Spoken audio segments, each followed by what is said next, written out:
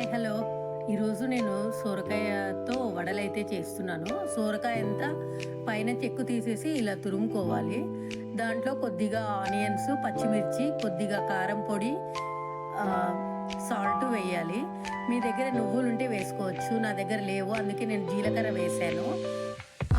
ఒక 3 స్పూన్స్ బియ్యం పిండి, జస్ట్ ఫ్లేవర్ కోసం కొద్దిగా శనగపిండి వేయాలి. బియ్యం పిండి ఎక్కువ వేయాలి. ఇలా షాలో ఫ్రైకి సరిపడా ఆయిల్ తీసుకోవాలి. తీసుకుని ఇవి చేతితోనే ఒత్తుకోవచ్చు వడల్లాగా. ఇలా వడల్లాగా వత్తుకుని 2 సైడ్స్ కూడా కాల్చుకోవాలి. మీరు హెల్దియర్ వర్షన్ కావాలనుకుంటే ఒక నాన్ స్టిక్ పాన్ పైన ఇలా రొట్టెలాగా ఒత్తుకుని కూడా కాల్చుకోవచ్చు. ఇంకా ఇలాంటి యూస్ఫుల్ రెసిపీస్ నా ఛానల్లో చాలా ఉన్నాయి. చెక్ చేసేయండి, లైక్ చేయండి, షేర్ చేయండి, సబ్స్క్రైబ్ చేయండి.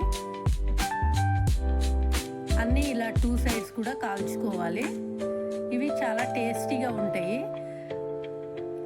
దీంట్లో సోరకాయనే ఎక్కువ ఉంటుంది కాబట్టి ఫైబర్ రిచ్ ఫుడ్ ఇది.